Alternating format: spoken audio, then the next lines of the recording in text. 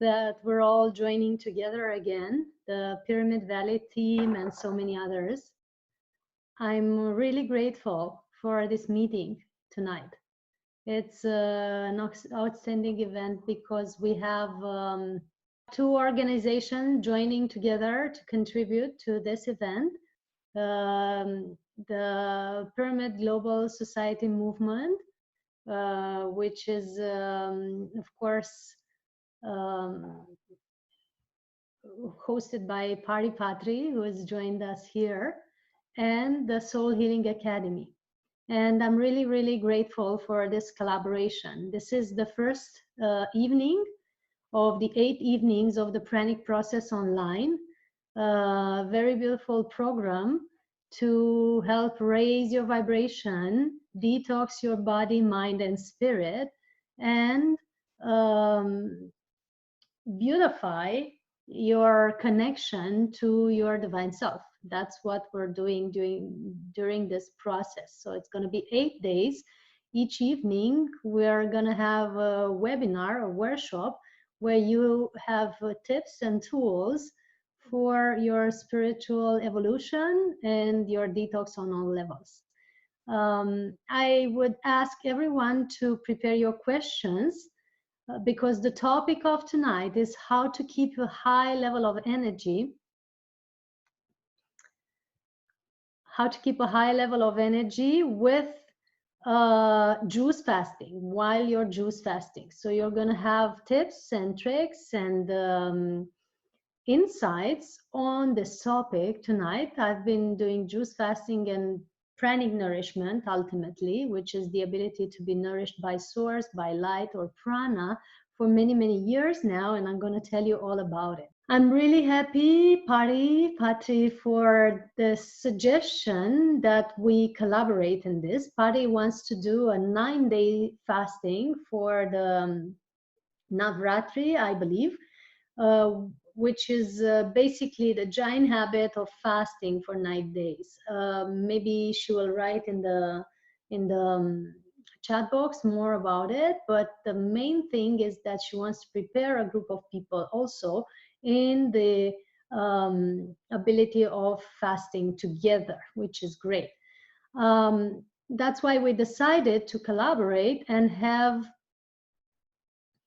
this event together and help you understand more about how you can actually be nourished in a different way while not having solid food or physical food. And I know for many this is a very high-end concept, or it can seem very far-fetched. You know, how are we gonna survive, right, without food or without solid food? But really, there's so many people in the world now that I've personally met, and including myself, that are really able to be nourished in a different way without using solid food or physical food. And if you ever heard about this, if you ever heard about this topic, or ever heard about pranic nourishment or breatharianism, just know that this is the topic we're going to approach tonight. And we're also going to go beyond that into the ability of being constantly connected to source, you know, because being nourished in such a way and not needing so much physical food is directly related to the ability to stay connected to source, to stay connected to your divine self, stay connected to your true self all the time. So otherwise, this is not possible. This is only a possibility when you're totally aligned, or very much aligned, to your true spirit, to your divine self. So how many of you are interested in this topic? How many of you believe that this is possible? And how many of you believe that we can actually have this ability? You know, many of us have maybe read the autobiography of a yogi, which is an essential book for spiritual evolution, and especially in India, I hope it's well known. in this book, Paramahansa Yogananda, whom I recommend with all his literature and teachings, is speaking about lady, an Indian lady called Giri Bala, who at very young age, because she was constantly scolded by her mother-in-law for eating too much, at a very young age, she has prayed to get the ability to not need food, because she was constantly having this worry about not being scolded for eating, right? And by divine grace, by some, beautiful moment of grace, as she was also very devoted, she was practicing meditation and all that. She just received this gift, I call it a gift from grace, where she didn't need physical food anymore, right? She didn't need any physical food. She was able to then survive without eating and sometimes without drinking. And if you want more reference on this, you can just look up the book, The Autobiography of a Yogi, and just search at the chapter about Giri Bala and see what this great yogi named Paramahansa Yogananda is speaking about it. Right? And there's many references in history about saints and sages all over the world in all traditions, from Hindu to Tibetan to Asian, the Qigong masters in the Asian tradition, and many, many others that are having this ability. Even the Orthodox saints, Teresa Newman and so many others, have manifested this ability of living without consuming physical food, or with very, very little physical food, right? We were sometimes living in caves, sometimes living out in nature, sometimes in very special places like temples, and they were having this ability, right? But the important thing to realize, because we're all going to think now, well, yeah, this is just for the sages and the masters and the very special people, right? Out there in the cave, somewhere in the mountains. And that's the mind frame that humanity is having if ever they are hearing about the ability of being nourished by prana. What we're here to say is that there is a higher possibility that it's offered also to all of us, the mundane people, the people that live in apartments, as you can see me here, being in an office, in an apartment, not somewhere in a cave. The people who are living in big cities, the people who are living, in normal conditions, not in a withdrawal, secluded state. I have many friends, and if you look at my website, soulhealingacademy.com, you'll be noticing that I have many friends and people I collaborate with from the real world, so to speak, that are in this state, right? That are manifesting this ability to live for a long time without using solid food. They are, some of them, using juices as nourishment, or liquids, juices or soups, and they are having a very active life. Some of them are even winning marathons, and handling several projects and this and that, by just consuming liquid food or just consuming water. So there's various types of people in this world, living in big cities, living in normal conditions, of course practicing meditation and energy practices, but with the ability of consuming very little or no solid food. I myself have had long times without solid food, and I'm still doing this constantly. During the day, I mainly consume liquids. Those of you in India and Pyramid Valley have seen me, drinking water and pineapple juice during the Pranic festival there. Those of you who have been there. And during the evening, I take a bit of a snack, but mostly almonds or soups or nuts and grains like this, because I like to keep it light, and I can only consume small quantities of vegan food, and mostly I prefer raw food, right? When I consume anything, it has to be small quantities, not larger than a fistful, and to be preferably raw or mainly vegan. That's what I can do right now with food intake. Most of my time I do juices or blended fruits and vegetables that are drink during the day, not more than a cup or 2 cups of them during a day. And that's my food intake now for many, many years. Very rarely I take a full meal, which is, 1 or 2 fistfuls of vegan food. The rest of the time, this is my diet. I'm just telling you that not to bribe about it, but to know, for you to know that you have in front of you a person who has experimented with that and that knows that this is possible. I no longer have cravings, I no longer have hungers. And when I use physical food, it is a tool for me to get into a certain state, a certain vibration that helps me connect to the mundane world, to the people around me, large groups of people who have denser diets and so on. So that's so far what I can say that I've experienced myself and with my colleagues. And I'm saying this just to help you understand that this is a high possibility and many people can actually do this, right? How many of you, I would love to see your faces. So many people here joining on Zoom, and some of you are joining on Facebook and Instagram. If you see me looking in 3 directions, it's because I have 3 cameras on me that are filming in various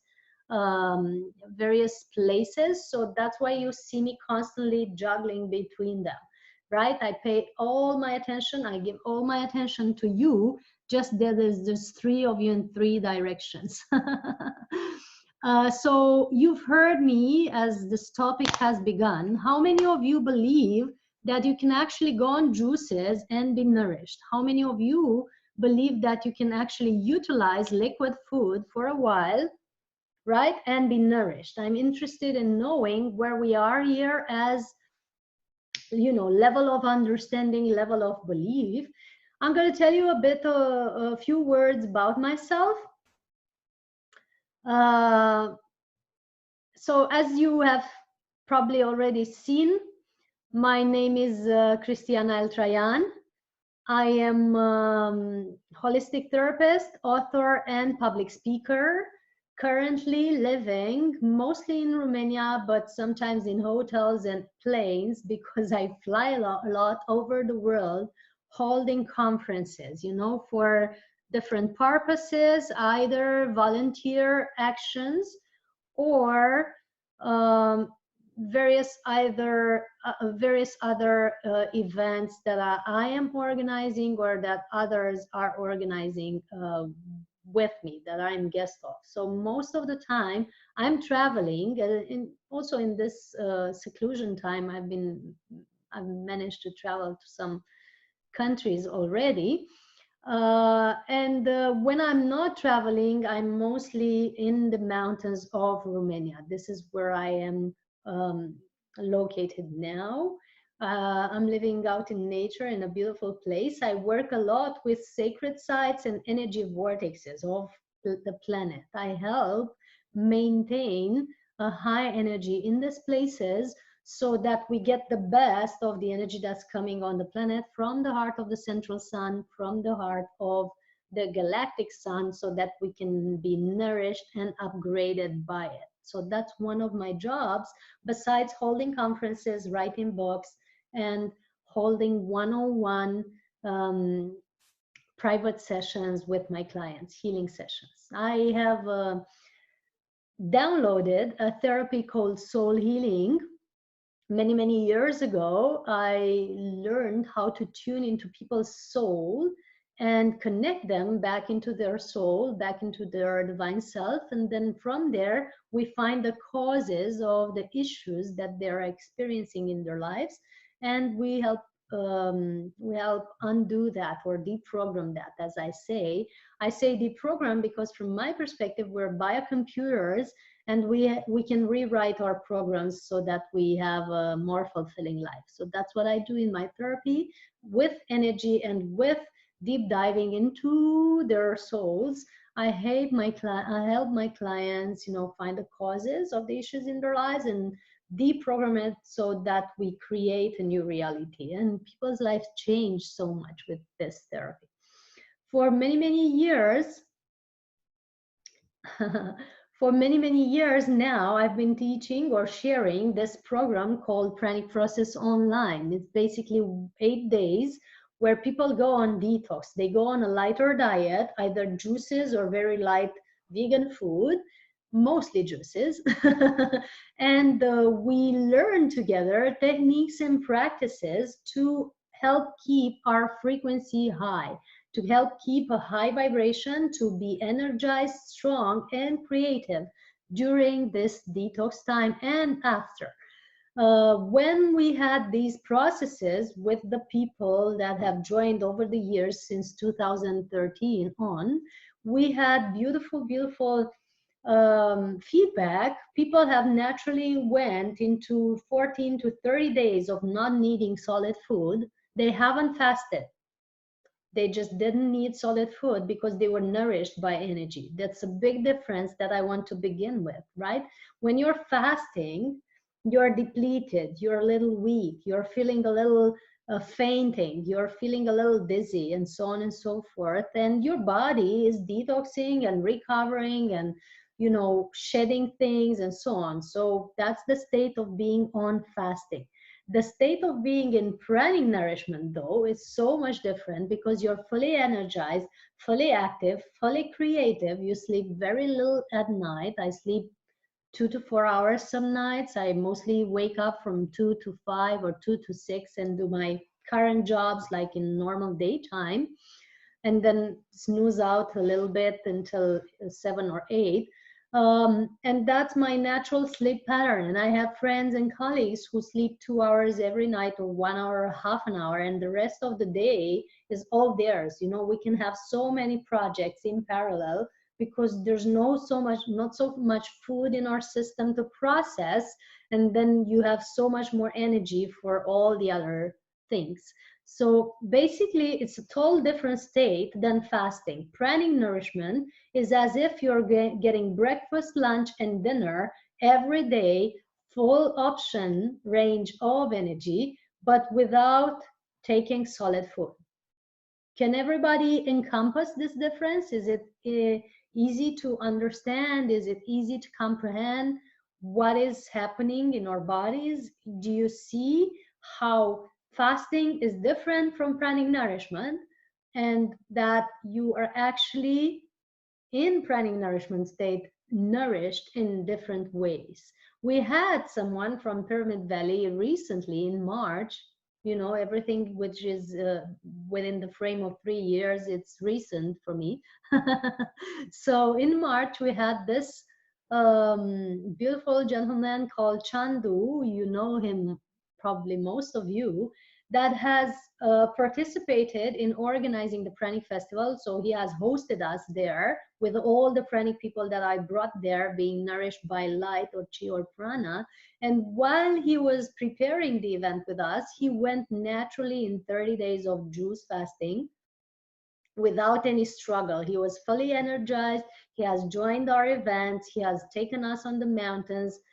He was full on good energy, no problem. And he was sharing with us that he felt much better. So he went not into fasting, but into pranic nourishment mode, right?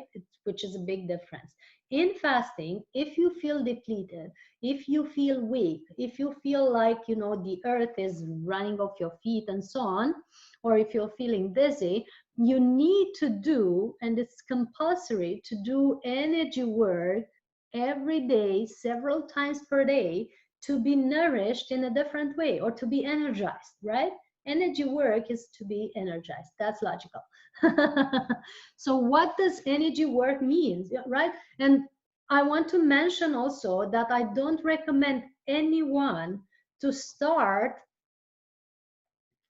a pranic journey and stop eating altogether without doing any energy work in parallel. We do not recommend that you stop eating or that you stop drinking, which is even worse, without any energy practice. you will get depleted, you will make your body weak, and eventually some people actually die if they do that. You know, some people have tried to, you know, they're going into this image of, oh, I want to be pranic, I want to be breatharian, I want to do this and that, which is ego-based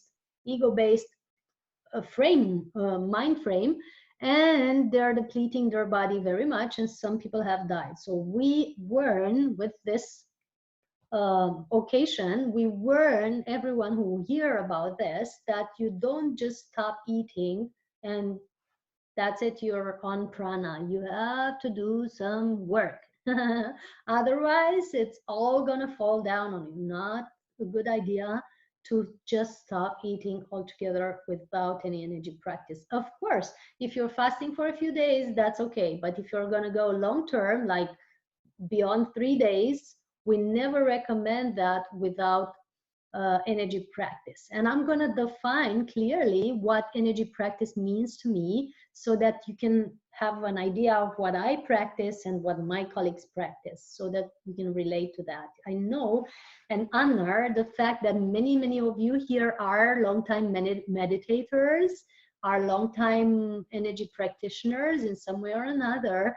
And I also know that some of you are at the beginning, probably just starting this or just hearing about it. And I want to honor you as well, because if you are here and if you feel called to this gathering, for sure you've had lifetimes of this practice before, and your soul is saying like, this resonates with me, I can relate to that, it makes sense, this maybe is possible, or just, you know, what's with this thing? I want to know what it is about, but something there is calling you. And if it's calling you, then you are in resonance with this. You are aligned with this in some way.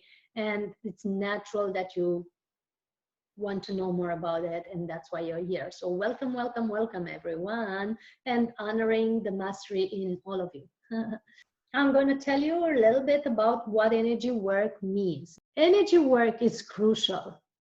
We are all energy, everything is energy. Science says this, holistic teachings are saying this, everybody's knowing this. So this is a fact and it is proven.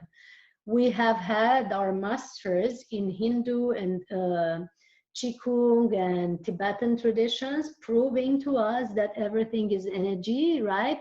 Some of them have dematerialized their bodies, some of them have moved objects, some of them are practicing, you know, teleportation, telepathy, and so on. You have all these examples of your masters doing this.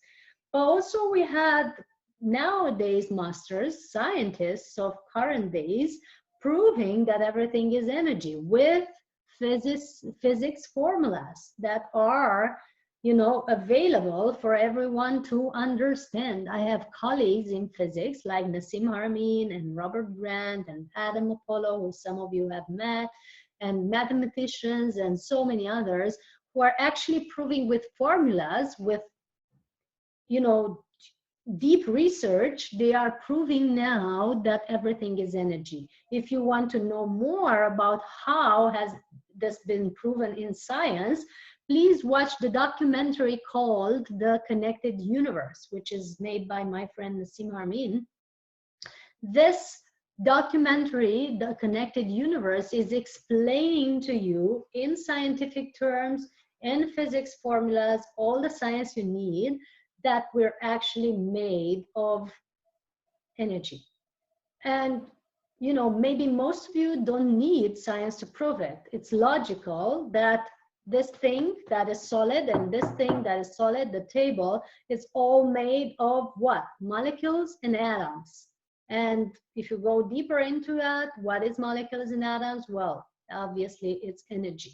So everything in your body, the throat, the chest, the knees, the thighs, everything is made of energy, right? It's made of molecules and atoms. Naturally, if you are to go deeper and ask yourself, what is nourishing me? What is nourishing these molecules and atoms? What is making the cells grow and multiply and all this? If you think about it, right, you logically look at what we measure when we measure our nourishment, and you see that we measure calories, which is energy. So definitely we are nourished by energy, because that's what we're measuring to know that we're nourished, right? You don't necessarily measure the quantity of how much milk you had, how much salad and so on. The important thing during the day when you measure your meal is to have had enough calories, right? Which demonstrates basically that nourishment is energy. Your nourishment is energy. The next question, and you are made of energy. The next question naturally arises, right? Do you need solid energy? Do you need liquid energy? Or do you need pranic energy? What do you really need? And according to your practice, according to the level of vibration of your body, which is really, really important to discuss about, according to all this, you might need solid, liquid, or none of the above, just prana, right? The more you heighten your body's frequency, this device, you know, has a certain frequency when you have a day-to-day job, not doing any meditation, worrying about finances and family and children, worrying about everything all the time. It has a certain energy, and eating junk food. And when you start to practice something like meditation or breath work, pranayama, or yoga, asanas, or qigong or something, when you start that, it starts to change its vibration. This device, this body structure, this conglomeration of molecules and atoms is starting to change structure, is starting to change frequency. Does this make sense? When you start to change the frequency of your body by adding a higher frequency day by day, by adding more light into it, by adding more energy into it, guess what? Your body is shifting its fuel. It's changing the nourishment it needs. It's basically like a fine-tuned car, right? If you drive an old car or a rickshaw or something, right, you're gonna need one type of fuel. But if you upgrade it to a Ferrari, it's gonna need a more refined fuel, right? You cannot drive a Ferrari with common fuel. It will break down, right? Your body, with meditation, with energy practice, is becoming a highly upgraded mechanism. When you upgrade a little more with more energy work, more practice, more light encompassed into the body, then it becomes a spaceship. It's upgraded from a Ferrari to a spaceship. It's needing a total different fuel altogether again, right? Then you can no longer use the old fuel that you were using, like junk food or cooked food or heavy spiced meats and stuff. You can no longer put that into your spaceship, into your vessel, because your vessel, your physical body, has been upgraded to a different frequency, and it needs a different type of food. I hope that makes sense. How to upgrade this vessel? That's the next question, and we're getting to the energy practice right away, but we're staying here to truly understand and encompass this concept of the fact that your vessel needs to be upgraded. Your device, your body, your physical system needs to be upgraded, right? In order for you to have a lighter type of diet. When you feel yourself, maybe recently you felt yourself feeling sick or feeling uncomfortable after certain meals, right?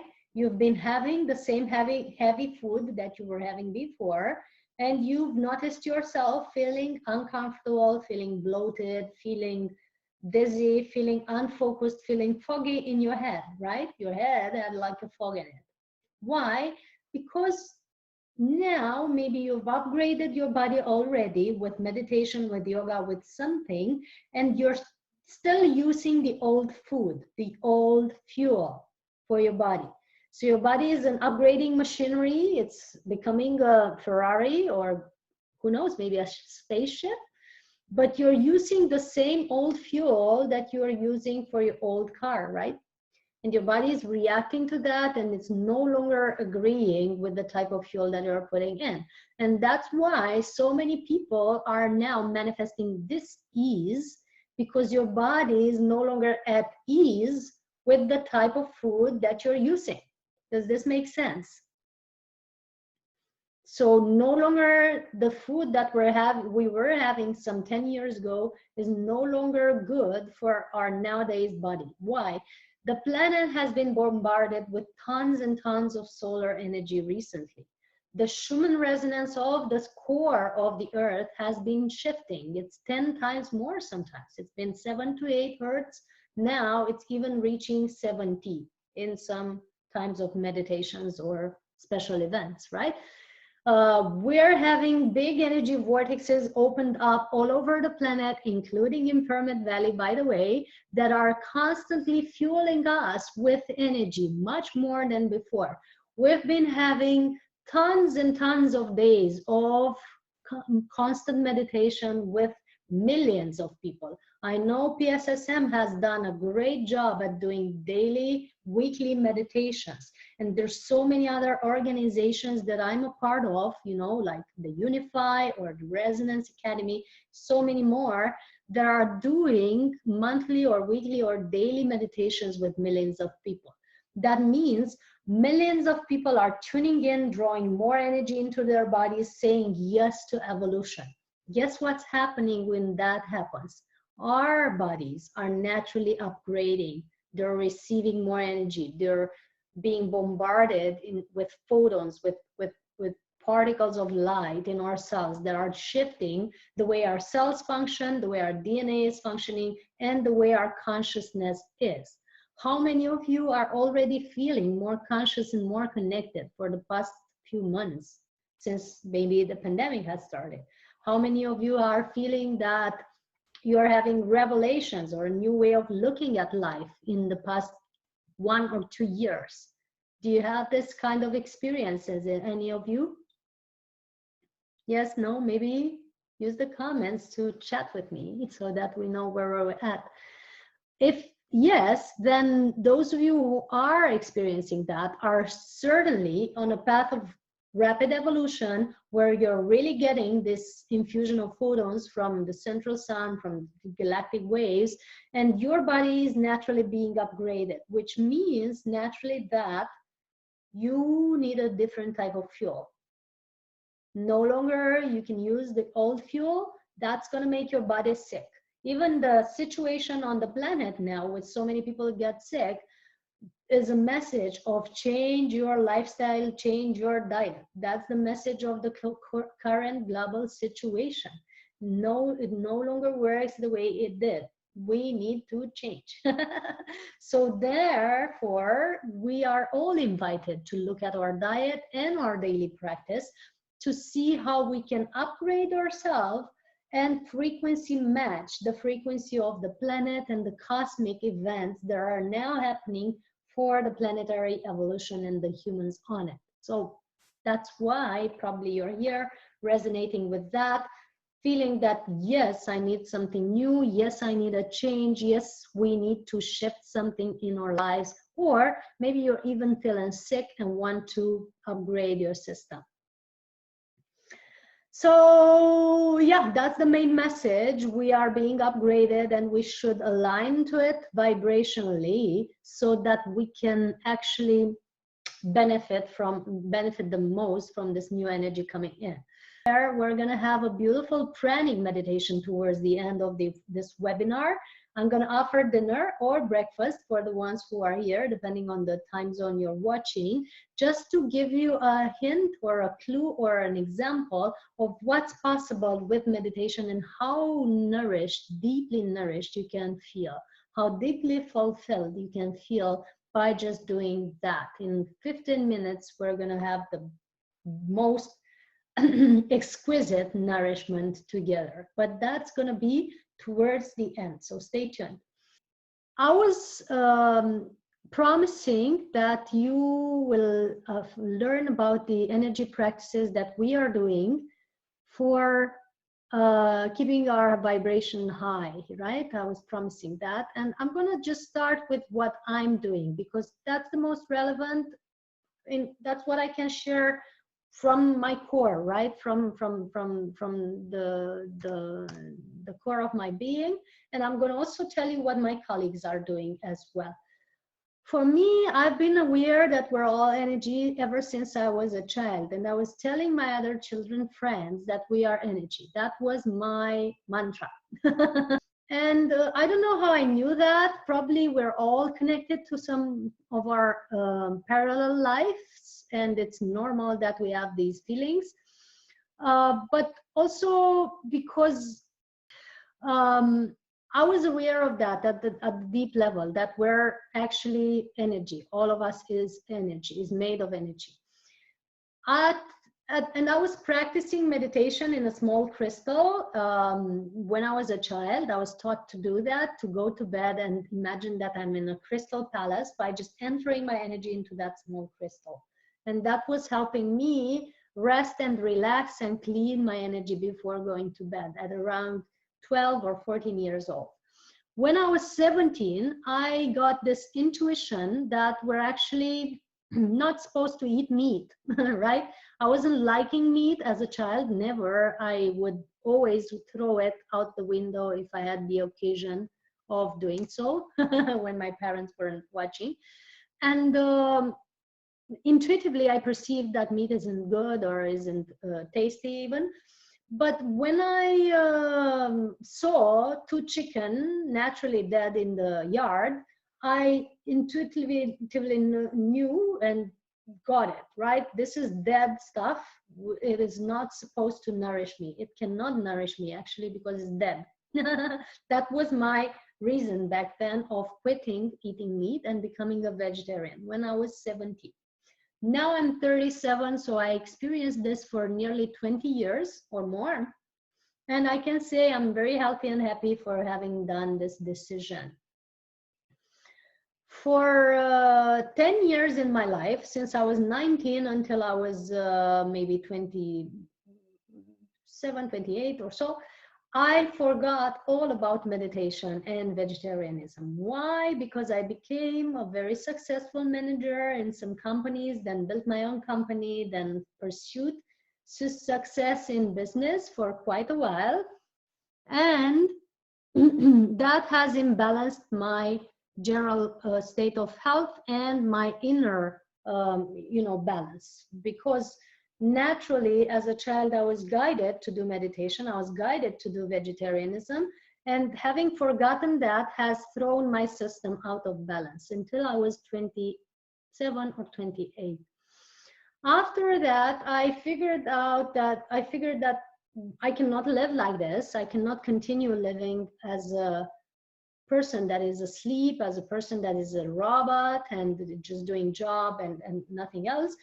And so I started the first thing I did when I noticed myself being really imbalanced is I started to meditate again. I started to meditate again at 27, 10 years ago. And since then, I meditated constantly every day. There's not one day in my life, as I wake up, I naturally go in meditation. Sleep is a deeper meditation. We're in delta state of the brain waves. When we wake up, we get into the theta and alpha state. So naturally, we wake up towards the busier state of the mind. But as you wake up, if you directly go in meditation from that sleep state to meditation, you can actually start your engine and your mind in a different way. You directly tune into source. Right? You've woken up, you're getting into your body, right? You're returning from the astral realm, from wherever you're traveling, you're entering back into your body and you're tuning to source. That's the first step, naturally. Otherwise, I really don't know what to do with my day. If I don't have my divine guidance and if I don't have clear steps that I perceive intuitively, I cannot function. I don't know what to do with my day. That's why I naturally do about half an hour of meditation or more as I wake up in the morning. And that has been happening for 10 years now, and also in my childhood. I also need to do some movement, so I go into stretching or yoga or qigong after the meditation, or just dancing. I get up and dance around the house like no one's watching, because literally no one's watching. And that's starting to move my energy through the body. I do sun salutation, especially in the days where I have therapies or groups of people, conferences, going to the city. I do sun salutation as movement because that's a more rapid and efficient way to move energy through the body, and is generating a certain state of being strong and solarity. It's a certain state of solarity and radiating a state, right? So that's my morning routine, right? I wake up, I meditate, I do stretching or some movement, and sun salutation. That's the basics. I also do sun gazing, which is a practice of looking at the sun from 10 minutes to half an hour. The beginners should start to 1 or 2 minutes, and then increase to 10 minutes and half an hour and more until 45 minutes. Sun gazing, if you look it up, those of you who don't know what it is, it's a practice used by ancient yogis and other masters all over the world that is connecting us to the energy of the sun, helping it to clear our bodies and our mind body and our emotional body, and nourish us, because sun has been demonstrated to actually nourish our human body. So I do a few minutes to maybe half an hour of that. I ground after it. It's very important that we ground, we connect back into the earth, we send roots back into the earth after any meditation, but especially after sun gazing, because you're going cosmic and you want to go back to earth being again, right? It's very naturally that you ground after any meditation. And that's my morning routine, right? A few steps that are not taking more than 1 hour, if you look at it, that are, fine-tuning me to source, helping me get breakfast, and moving my energy through the body. Some other days I might have other practices like qigong, or certain practices from the Taoist tradition. I switch between the yoga and the Taoism in my practice, because I have both branches in my system. I'm a yogi and a Taoist as well, but that's included in my morning routine. Sometimes I'm doing yoga in the morning and qigong at night, or the other way around.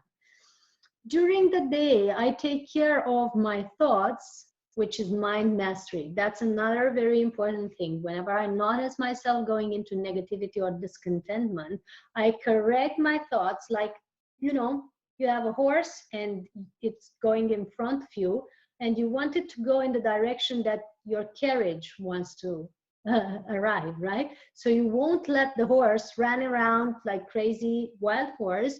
You will tame it into the direction that you want the carriage to arrive. That's what we do with our mind in the mind mastery practice. Whenever you're noticing it going into a certain direction, creating realities where you don't want to go, you take it back into the direction that you want it to go. And that's really, really important. That's the second very important practice that I recommend, mind mastery. And actually, during this program that I was referring to, which is the 8 days Pranic process, we teach about each of these practices. We help people dive deeper into them, and we help them understand how we can actually maintain a daily practice out of it. Because you're going to say, yeah, mind mastery, but when everybody's shouting at you and you're stressed at work, or your family is having problems, the mind mastery goes out the window, and you're going to get into the worry or hectic mode, right? Because everything is on your shoulders. Yeah, but that's what makes mind mastery even more valuable, because you are naturally going back into the peaceful state when you learn to train your mind. And meditation also helps with that. So during this program, we're explaining these steps that these practices that I'm referring to right now, and we're connecting to the masters that are recommending them, because all these recommendations aren't just coming from me. There's 8 ascended masters that are supervising this program and recommending the practices that I'm talking about, because each one of them has been the master of this specific practice. So the meditation that I first recommended is universally voted. All the ascended masters are recommending it, while mind mastery is clearly recommended by one ascended master called Saint Germain, that is overlooking this program, and he has been an alchemist and the ascended master of immortality, right? He has proven, demonstrated immortality. If you look it up, you'll learn about him, and is still appearing in certain gatherings where high spiritual concepts are being taught, because he has mastered this art of alchemizing all his internal process, including his mind processes, right? And he's recommending that. Another important step that we include in our daily practice that I referred to already is connecting to the universe, connecting to your guides, if you have any, connecting to your masters, if you have any, connecting to the beings of light that are guiding you, or angels, or whatever you believe in, or just connecting to your higher self daily and in every moment. Whenever you feel that you are a little bit imbalanced, instead of trying to solve the situation in the exterior, outside of you, just go back into your connection, right? Ask for help. When you feel that you're, starting to waver, ask for help, ask to your masters or light beings or divine self. My divine self, I want this to be overlooked. I want this problem to be solved. I want to get guidance in this. How do I do this, right? To connect and ask for help is really, really important. And that's where sometimes grace comes from. Like I said in the beginning, Giri Bala, the yogi woman that was nourished by prana in the book called Autobiography of a Yogi, she didn't know about pranic nourishment. She had never heard of breatharianism or fasting or stuff. She just asked for help, and grace came. So that's really important spiritual practice, to connect and ask. And masters from all over the world, including Buddha or Jesus, have said that you should really ask, right? That's part of the spiritual practice. And it's recommended by Kuan Yin, the ascended master of compassion in the Asian tradition. She is a very beautiful goddess that supports, it's kind of the equivalent of Tara in Tibetan tradition or Lakshmi in Hindu tradition. She overlooks everyone and holds everyone in this energy of giving and compassion, right? And she's recommending us to connect and ask that we shall receive. Fourth step, we said 3 of them already. I'm going to recap so that you can keep it in mind. The fourth step that is practiced on this journey, and that I'm practicing and I referred to already, is going into a lighter diet. It's really, really necessary for us to be able to master our mind and our energy. The energy that we put in has to be lighter.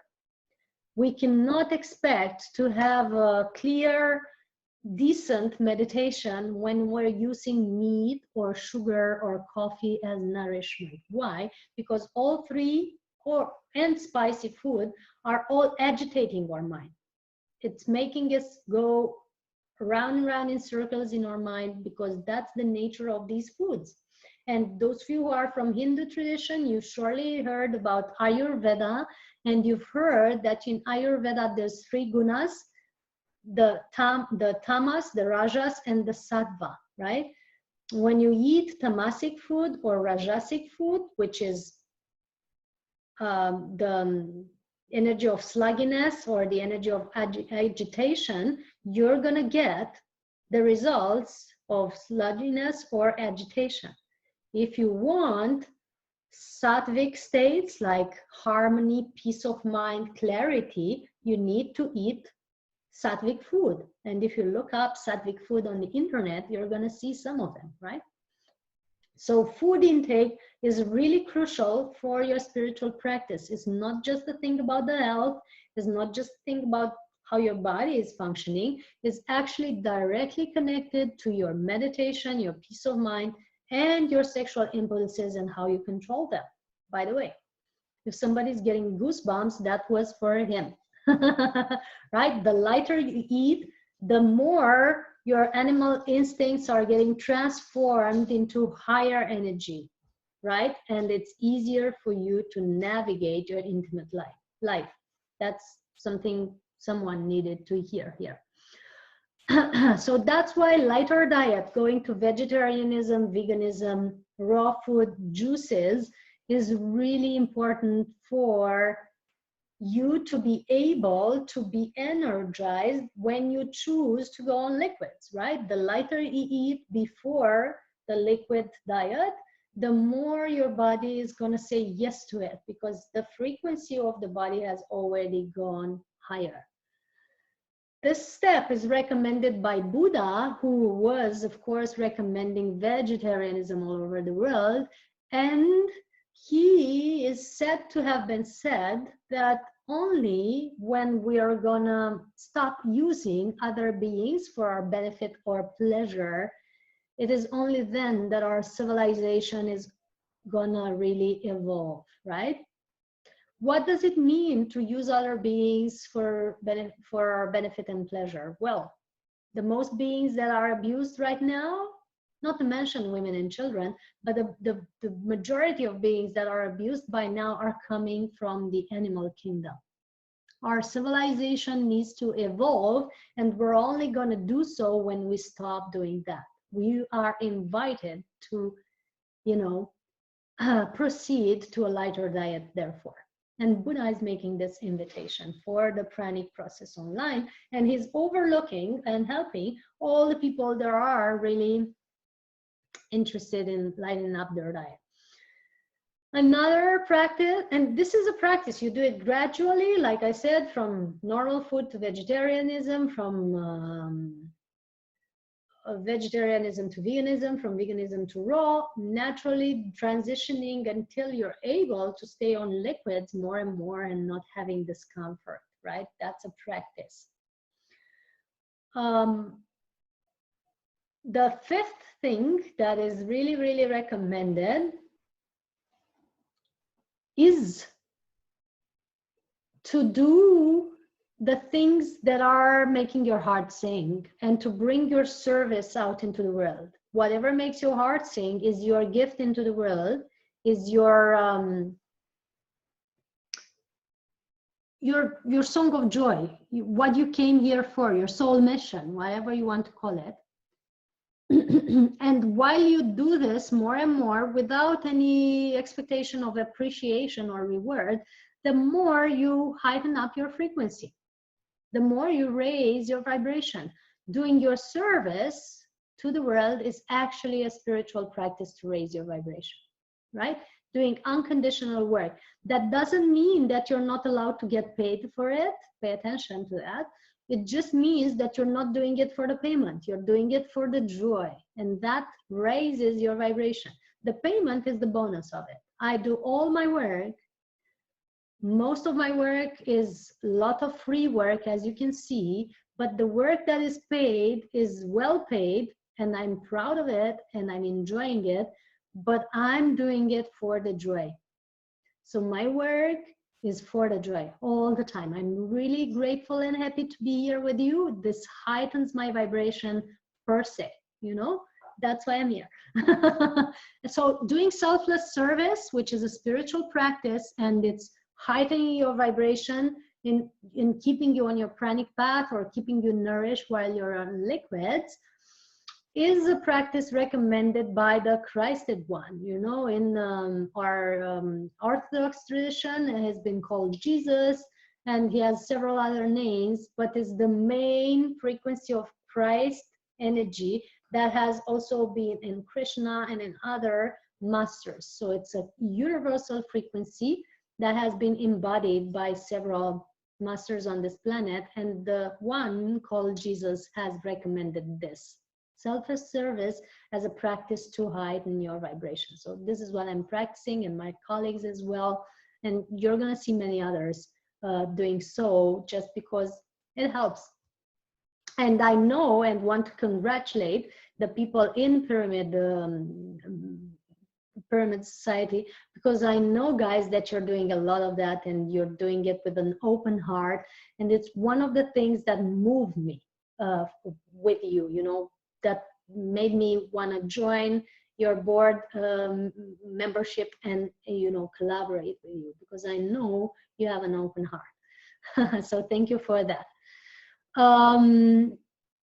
The sixth recommendation is to treat your body, or the sixth practice. It's a recommendation, but it's also a practice. It's what I'm practicing, and my colleagues as well, is to treat your body like a temple. When you are aware that your body is the temple of the divine, when you are aware that your body is the temple of the divine, and that you are hosted in it as the representative of the divine, or as the, you know, divine energy in form, right? Embodying your light into this structure. When you're aware of that, your whole perspective on your body and how you treat it and how you nourish it changes. What also changes is the way your body is reacting to this. So the more you love and respect your body, the more you honor your body, the more you honor your structure in physical frame, the more your body is responding to it by heightening its frequency. It's like when you love another person, you know, or another example, when you feel loved, did you notice how good it feels, how nourishing it feels, how much it makes your heart sing, how much it actually makes you feel that you're not hungry anymore? You know, how many people here who have felt in love have noticed that they weren't hungry? You know, some prefer to spend time with their loved ones, you know, be around them, feel that love, share that love, instead of eating. So many people on the planet, once they fall in love or feel loved, they break out of hunger. Why? Because your body and your structures and your soul is naturally reacting to love, and they're opening up and feeling nourished and feeling full and fulfilled. You really, really, really love it and send love to it and acknowledge it for the beautiful device and biocomputer that it is. When you do that and pamper it every day and use the best products, like you have in Ayurveda, these amazing oils and whatnot, when you do that, and when you look at it in the mirror without judging or scolding it for, oh my God, I'm having, you know, like women do, I'm having large thighs and I'm having this, you know, buttocks that is not so good, or the nose is this and that, or, you know, whatever people are saying. When you're doing that, the cells are closing down, they're shrinking, the energy is shrinking in the physical body. When in exchange, you're looking in the mirror, you know, being grateful that you have 2 legs, 2 arms, they're all there, that your mouth is functioning, your eyes are functioning, your nose is smelling, all this is functioning correctly. When you're looking at yourself in gratitude, and you do feel gratitude for your physical body, that's when something unlocks completely in you, and you're able to receive completely the pranic nourishment. You're actually able to be nourished by prana when your body feels love. So I would say one of the top spiritual practices, and especially for those of you who are coming from Hindu cultures where you've been taught to transcend your body, discard your body, only be free when you live your body. Especially for you, loving your body is essential to feel nourished, right? Because your cells are closing down or are decaying when you say or think bad things about your body. So treating your body like a temple includes one, loving your body, giving it the best products inside and out, you know, what you put into your mouth, but also what you put on your skin and hair, and giving it the best clothing. I know this sounds like little things. How could this be a spiritual practice? Why is this important? Many people are asking themselves. But really, your device is your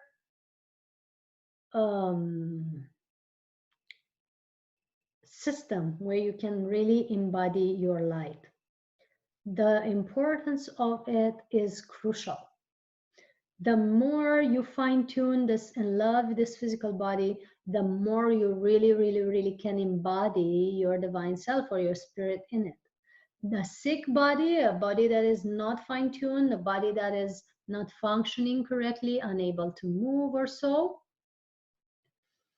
is gonna block some of the energy to circulate through it, and it's not helping you evolve spiritually. So on this planet, at this moment now, despite all the teachings that you've heard for this moment of evolution, the physical body is crucial and we should love it. And this is what is recommended by Babaji. I know some of you heard of it, most of you heard of him, the immortal master of the Himalaya. Why is he recommending this? Because he has been able to keep his body in appearance of a 25 years old young man, and he is able to rematerialize or dematerialize his body at his will. That is why we believe he is immortal, right? So how important is the physical body? Well, take an example from an ascended master that has decided to keep it. If it weren't important, he would have discarded it already, don't you think? So this is how it is. This is the sixth recommendation or practice to really love and honor your body. Never put on your skin something that you wouldn't want to swallow. Why? Because it goes directly in your blood. It's even more quick than if you would drink it. So don't drink your nail polish or perfume, but don't put it on your skin either. Why? Because it goes directly in your system. Treat your body like a temple with the best products, the most natural, organic things that you can utilize. And if you don't have access to it because of monetary conditions or so, just use olive oil. That's available everywhere. Use that and nothing else, and you'll be healthy. My skin is only functioning with coconut oil or argan oil, nothing else. And at 37 that I am now, I would say it's still well and happy. So treating your body like a temple, right? Very important spiritual practice. Love it, honor it, find everyday reasons why you're grateful for it, and think of that. While you think of that, your cells perceive the message and they're opening up to be nourished. Another important spiritual practice that many of us don't consider it too much is spending time in silence. Spending time in silence and in nature, two very important aspects. Why silence? I practice mauna most of the day, which is the practice of silence. I only talk when I have conferences or if I have meetings that aren't, you know, that are really necessary. If not, I write. Most of the times I write. I don't make phone calls. I don't have the habit to call my relatives and talk for hours with them on the phone. That's not something I'm doing for many years now. My mother is sometimes still a little upset about that. But really, why? Because this needs to rest. This chakra is the chakra that is embodying the ether. You know, maybe that each chakra is corresponding to an element, you know, earth, water, fire, air, ether.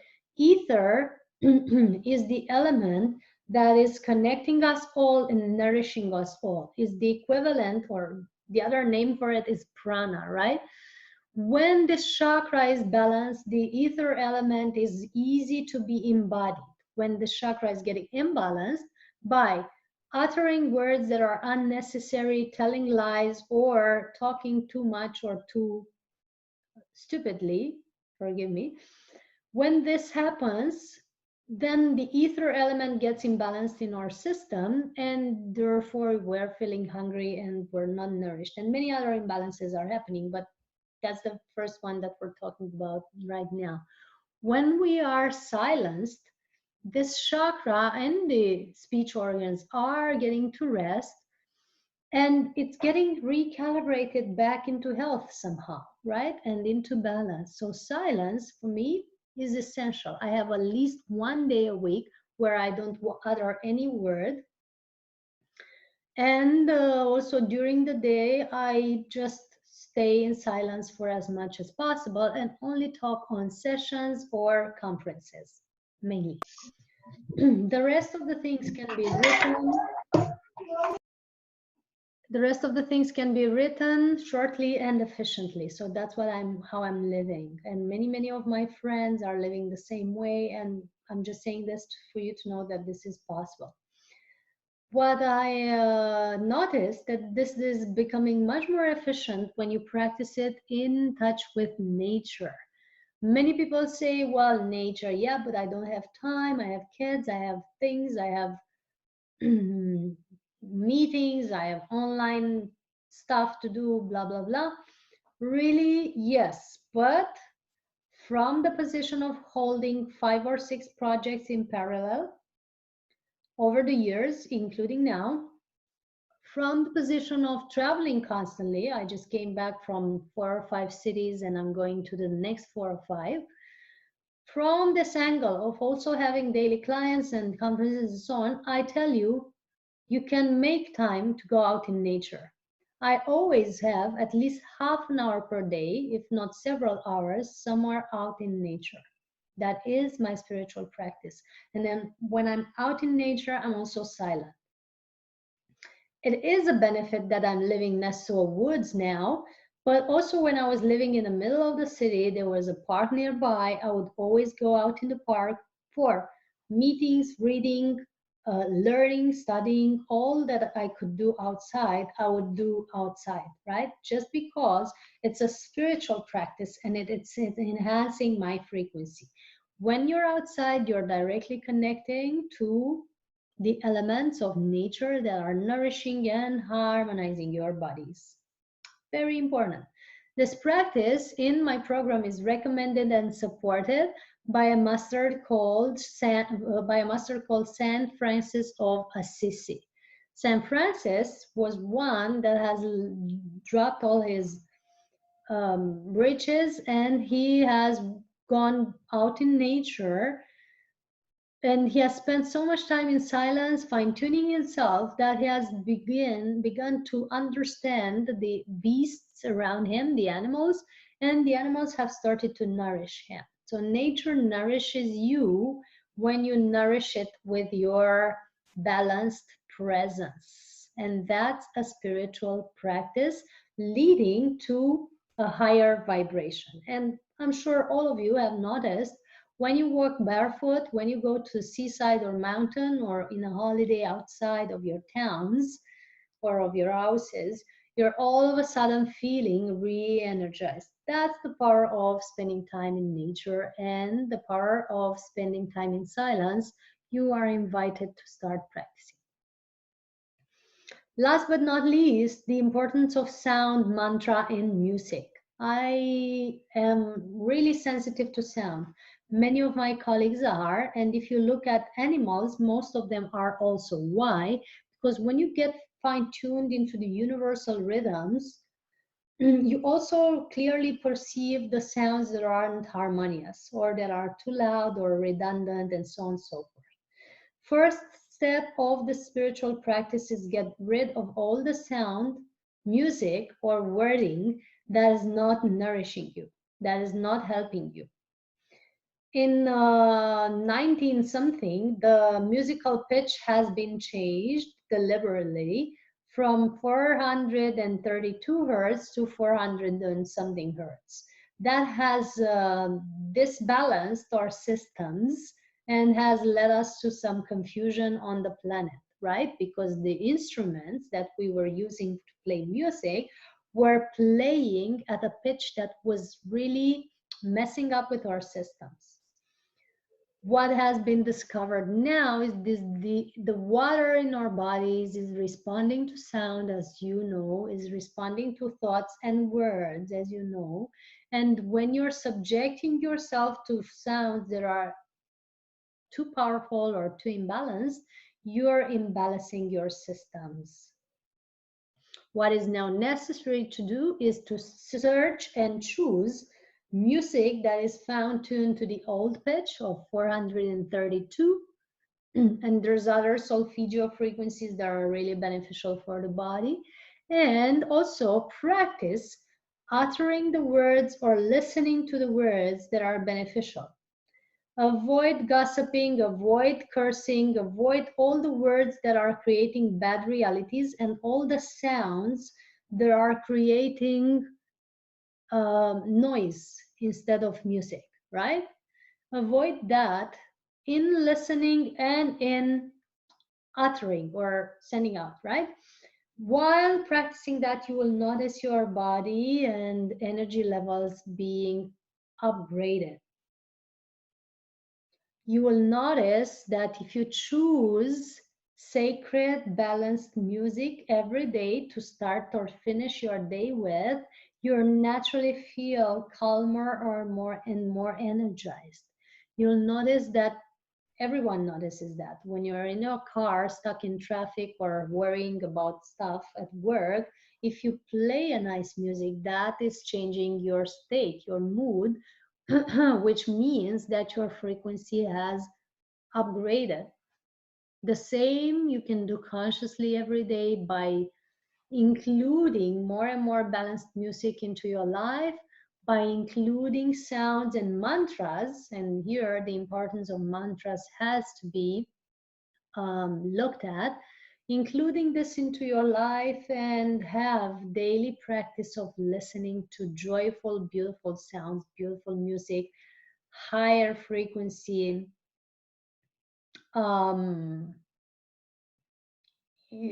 What you utter out, what you speak about, has to have a higher frequency as well. Why? It all gets gets imprinted in your system. It all gets embodied in you. Sound has such a huge impact on your system that is, literally changing everything in your life. And if you want some scientific proof, search for the studies of Masaru Emoto. Masaru Emoto is a Japanese specialist that has studied the impact of sound on human beings and on water. And he has proven that water changes its molecular structure according to the sound and words that it is subjected to. Given the fact that we're 90% water at the molecular level and 70-80% at the cellular level, it means 70 to 90% of us is getting impacted by what we listen. That's why you want to listen to the things that are beneficial and heightening your vibration. Wording mantras every moment is very useful. It's imprinting a certain frequency in your system and upgrading your overall vibration. That's why mantras have been known as being really important in all traditions, from prayers to traditional Om Mani Padme Hum to whatever everyone else is uttering in other different cultures. Mantras are creating a certain energy structures in our body that is helping us open up and embody more energy and become more conscious as well. So 8 steps. This last step is recommended and supported. This practice is supported and recommended by Mother Mary and the angelics, the angelic beings. All of them are communicating with us through sound. When you open up your radio and hear a certain melody that is coming in the exact specific moment where you're thinking of a situation and it's synchronistic with it, it's your angel sending you a message. Or when you hear a specific sound, or when you even hear inner sounds or the music of the spheres, that's various light beings connecting with you, and it's your guides wanting to send messages and so on. So sound and the importance of it is majestic in our lives. Basically 8 steps. If you add this in your practice, your frequency is going to be much different, and you are able to go on a liquid diet. I don't call it fasting, as you notice. I call it a liquid diet because I know that during this, you can actually not be fasting, but you can be nourished. All these practices that are really, really simple that I told you right now are heightening your frequency so that you keep your high energy during your juice diet or liquid diet. I'm going to wrap it up and recap now. Meditation as the first and foremost in your energy practice. Connecting to the universe or your spirit guides and asking for help daily and in every moment. And in our program, we actually teach a practice where it's called the breath test, where you actually get to connect to your higher self and get guidance for any minute detail of your choices. Everything you can be guided about, right? From the shirt that you should wear during the day, to the food you should put on your plate, to the lover or partner that you should choose. Everything has answers in your divine self, and we teach a simple practice to connect to that through breath.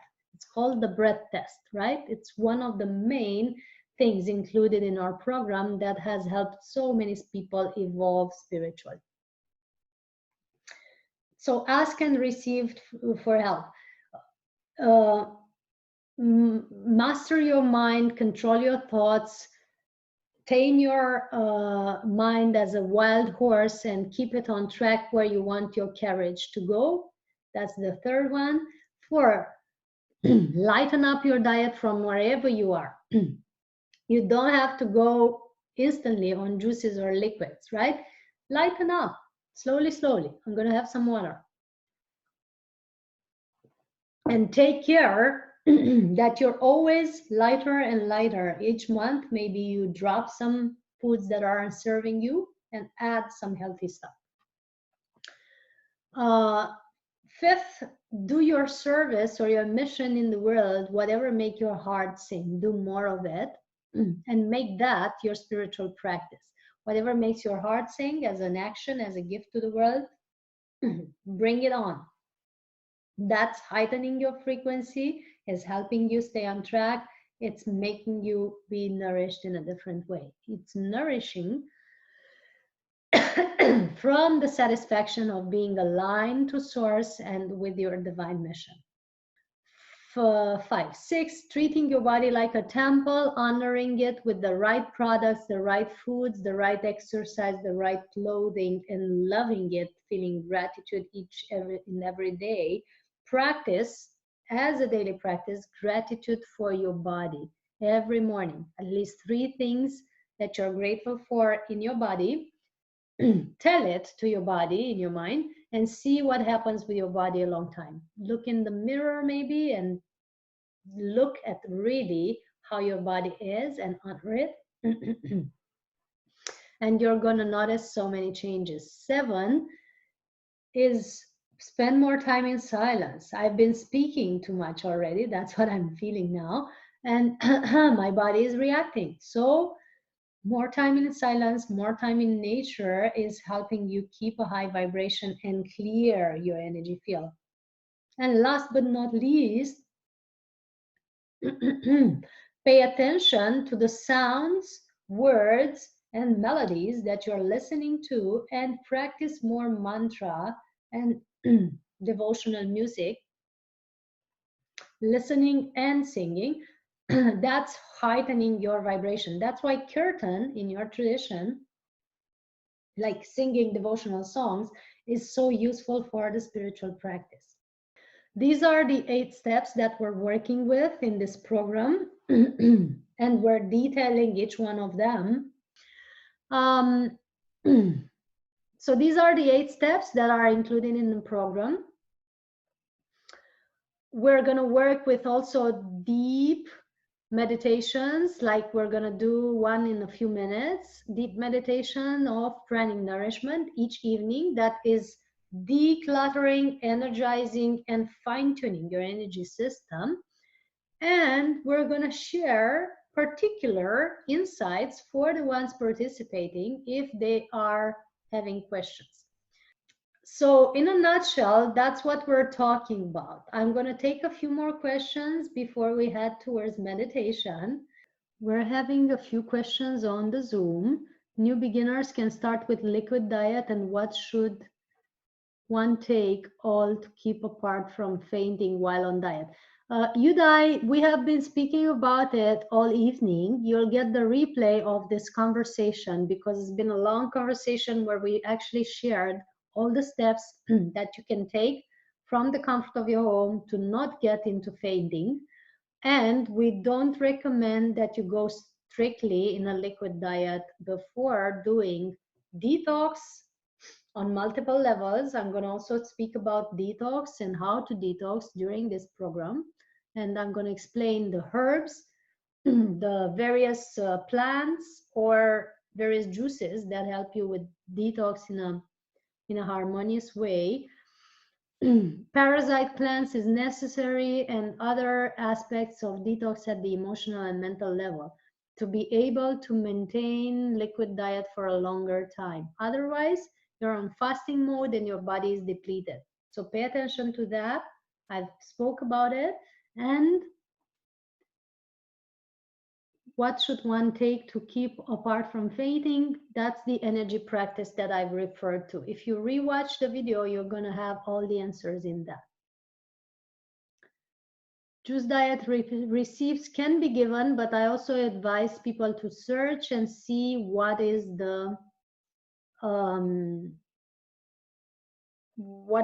what is your body requesting, because I don't give certain recipes for everyone. I want everyone to tune into their bodies, and some of you might need celery, and some of you might need pineapple juice, and some of you might need parsley or something else.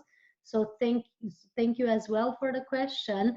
Everything has to be taken from a level of fine-tunement and wise choice, and we're going to speak about it.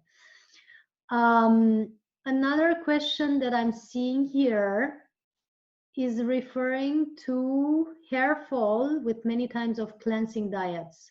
People have experienced it, hair fall and have heard from many friends. You know, hair fall is the result of either detoxing or not having enough nutrients to keep your hair on your head.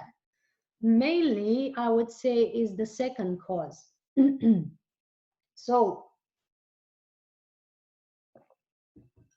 sometimes what happens with people when they start detoxing is that their hair starts falling out and then it starts to regenerate. Sometimes the skin regenerates, sometimes the organ regenerates, and they're experiencing pain in the organs or just discomfort. Then it starts falling back, growing back in, and regenerating. Some friend of mine has even regenerated his teeth. So the old teeth has fallen out, they were sick, and new teeth, the third row of teeth has grown. Many masters have spoken about it, it's possible. But what I would recommend for those who have experienced hair fall is to take some supplements that encourage hair growth, right?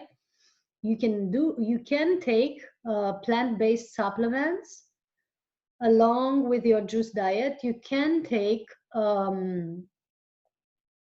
to call it, things that aid, right, with keeping your balance. You don't only have to be, you know, juice. Whatever is plant, you can add, like superfoods. You can add superfoods in your juice, right? Like spirulina, chlorella, chia seeds that are very finely pressed, and so on. You can work with these superfoods and super herbs along with your juice diet so that your body doesn't decay. And that's important to know what plants or powders to use during this diet so that you can keep in balance. Somebody was asking about CBD oil. I don't know so much about CBD oil. I don't use plant-based medicine of no type, like no ayahuasca, no nothing. I don't smoke anything. I don't drink anything that gets me into super states of consciousness. And I don't recommend it also. Why? Because most plants have been genetically modified by ancient species some ancient time ago. Most of them keep you in a not so high state of consciousness, even if they give you some moments of realization. That's why prana is the new high. I even have a mask or you know, with this motto. For me, prana is the new high, and nothing else is beating that. You know, nothing else is surpassing the level of high, of elation, of beauty, of healing that prana can actually give you. So that's why I'm highly recommending keep meditating, get your heightened state of consciousness, your natural DMT in meditation. You don't need to take anything from outside. You are whole and you are complete. Everything else is just crutches, and you keep using them and you forget your wholeness. That's my message. Can we take any supplements? Yes, Swapana, we answered that. Since I'm new to liquid diet, what would be the diet that has to be followed? That we talk in the process, mainly juices of fruit and vegetables, either in smoothies or in cold pressed juice. Sprouts can be included in juices. It's actually highly recommended. Sprouts are some of the highest energy foods that I know of. Yes. Thank you for the ones thanking me. I love gratitude. I'm full of gratitude myself, and I love it when you share it. Some people have been on diet for a few months already. Good. Diabetic patient, is it okay to do fasting? There are clinics in Florida and elsewhere that are, that are actually said to be curing diabetes with juice fasting. Type diabetes in juice fasting, type clinics curing diabetes with juice fasting, and you'll have your answer. I'm not a medical doctor. I'm not, authorized to basically state publicly that juice fasting is curing this and that. But I can say that there have been many cases where people have healed with fasting, including the diabetes, but many other things, right? So I would recommend it, but it's not from medical perspective. To see the medical perspective, you can search for the doctors that are doing this in their clinics, curing people with juice fasting, and they will, their websites will give you the answers. When I fast, I end up doing with coffee, tea, hot water, milk. Coffee is not fasting. You can use it. I mean, it's not the end of the world. But if you really want to detox your body, coffee should be excluded. That's what I would say. Cigarettes should be excluded. All the factors that are polluting your body should be excluded. Why? Coffee leads to agitation. You cannot tame your mind and meditate while doing coffee. I haven't had a coffee in 10 years. I'm up and running at 10 p.m. after a full day of traveling, talking to you for 2 hours. I would say this works, right? Liquids, milk is not fasting either. Milk is an animal product. If you want to fast, go on vegetarian products. That's what I recommend. Somebody says, when I have juice in winter season, I end up getting cough and a lot of discomfort in my throat. I'm really interested to know how I can be on juices. Hot warm liquids are fine. Hot warm liquids you can use. Maybe you're keeping your fruits in the fridge, or you're keeping your juices in the fridge, and that's why you're having throat discomfort. Or maybe you're clearing something from your throat that is leading to that discomfort, and therefore you should just wait up until it clears. But make sure you don't use cold products, fridge cold products during the winter, or in general, actually in Taoist tradition and Ayurvedic tradition, cold foods right out from the fridge are highly unrecommended. So try to keep your products at the room temperature and drink it from that temperature and see if your throat has any other issues. If there are other issues, then it's detox and, wait it through. I was on liquids 90 days in the year of 2016 under the guidance of Patriji. I love Patriji so much. I just love this wonderful master, and I'm so happy that it's guiding all of you. The organic supplements, again, we're going to refer to them detailed during the process. I do recommend like ashwagandha and moringa and many, many others, but there's just a few of them that I referred to tonight. And it can vary, of course, according to each one of you and according to what you need to supplement for, right? The kind of juicer that you use is having an impact. I don't have any brands that I recommend right now, so maybe find your own info on internet.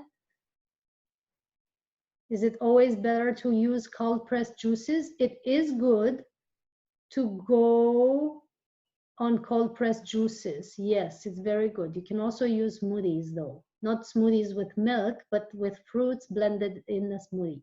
Please repeat the supplements. Couldn't catch the names. The supplements that I just had the intuition to say about is ashwagandha or moringa, but you don't just take them because you heard them. You just check with your body, maybe check with your therapist or specialist, and then take them. I invite everyone to please start following your breath. Start getting into the most comfortable position that you can get to easily. Imagine each one of you that you're in a light column from the center of the universe to the center of the earth. Each one of us is in a light column from the center of the universe to the center of the earth. Each one is having this light column around us. And each one in his private own column of light is starting to breathe light from this light column. And as you breathe, as you inhale, you feel this air and also the light flowing into your body. And as you breathe and inhale, you feel that it flows into all areas of your body, filling up the areas that need energy.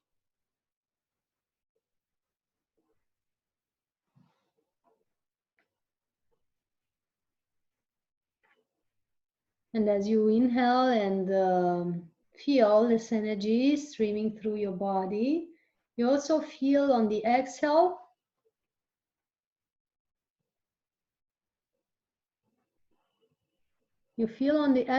that you are releasing in this column of light all the worries, the tensions, the concerns, everything that doesn't serve you, everything that's not beneficial for you, everything that's not for your highest good. You just release it out in the column of light. This column of light around you is pre-programmed to dissolve, transmute, transform everything that doesn't serve you.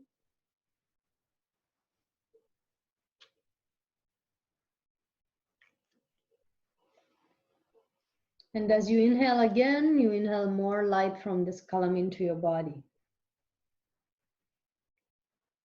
You exhale the worries, tensions, concerns, everything that doesn't serve you, all out into the column of light.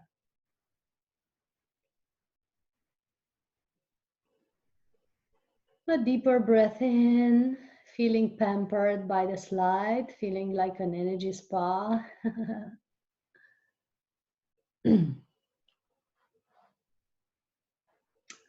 And a deeper breath out, you start noticing that you are drawing the light or the air through your spine now.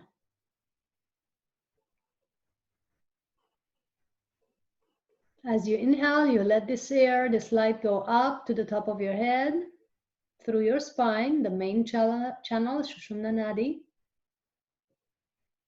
As you exhale, you let it flow down to the base of your spine. Deep inhalation, air and light going up to the top of your head, through the spine. Feel the spine like a tube of light, right? That is clearer and clearer. And as you exhale, you let it flow down to the base of the spine. It's as if you're breathing through the spine, as if your spine had a nose that is breathing through now.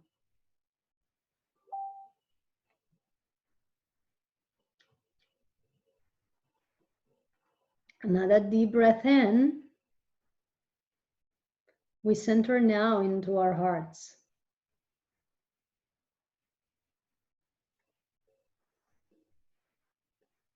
Sense or feel our hearts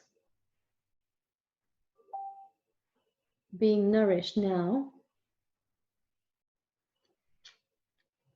by a light, a cable of light that's coming down from the heart of the central sun. As you breathe in, this light from the heart of the central sun that you're connecting to through your connection cable is coming towards the top of your head and is starting to come into your body. So every time you inhale, you get more light, more energy into your heart chakra from this connection cable that comes from the center of the universe. And every time you exhale, this light from the chakra of your heart is radiating out into your cells, into your organs, into all your physical systems, into your auric field, and out into the universe. And again, with a deep breath in, you receive more light into your heart chakra.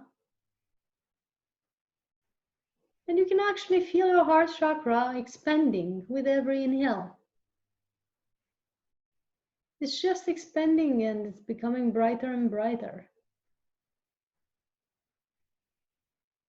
And when you exhale, this sun of light in the center of your being, this heart chakra of yours, is radiating this energy from the central sun that you constantly receive from your connection cable.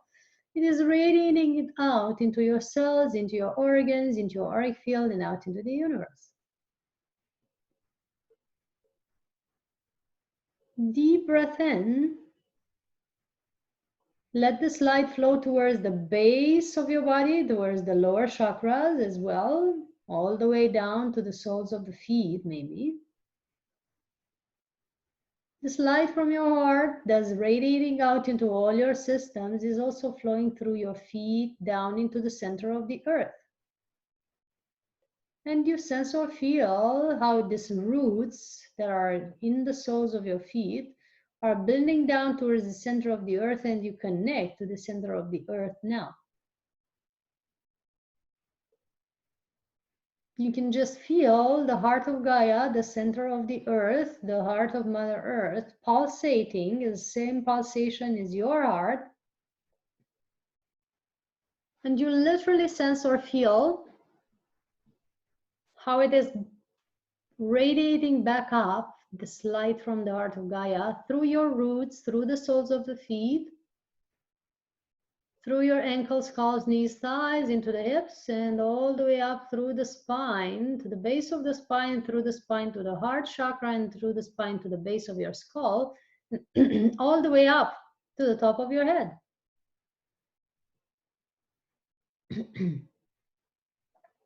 And it fills your whole body. You are connected now to the sun in the center of the universe and sun in the center of the earth, they are merging these energies in the center of your heart. And you feel or sense gently that your energy is mixing the yin and yang, the yin from the center of the earth and the yang from the center of the universe, and it's radiating out from your heart. And you feel that you have a bioshield around you as this energy springs out through the top of your head, forming like a sphere or a toroidal pattern around you. In this bioshield, in this bubble of light with the energy from the center of the earth, you are protected. No Wi-Fi radiations or thought forms are able to get in if they're not for you, and you are cleared, cleansed.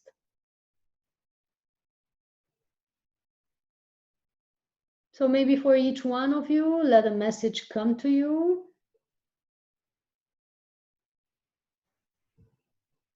Maybe for each one of you, ask yourself the question if you should go and join this pranic process with me for the next 7 days. There are 8 in total, and this is the first one. Feel into your heart if this is beneficial for you and this is something that you need to do right now, or that it's helping you right now in any way. And as you're still connected to the light in the center of the universe and the light in the center of the earth, and they're both mixing in your heart, in the sun from the center of the universe, the sun center of the earth is mixing in the sun into your heart. We slowly come back into the body, and we start feeling that we're present in our bodies. We're clearly feeling how it feels to wiggle your toes and be present in your toes and the soles of the feet, present in your ankles, calves, knees, thighs. You're present in the hips. You're present in the lower back, upper back, chest, arms. You're fully present back in your body into the neck and shoulder blades, face, eyeballs, forehead, to the top of your head. You're fully present here now.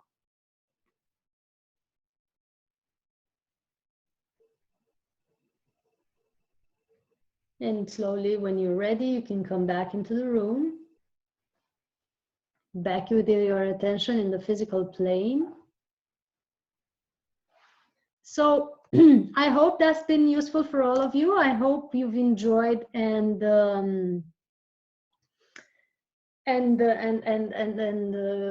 really had benefits from this. Share it with your friends when you get the recording. This is free from everyone. It's also beneficial for others to know that this is possible. Somebody says, thank you for your time and energy. You know, for me, time does not exist. I always live in a timeless zone, and the energy is universal. So I'm grateful as well for my time and energy.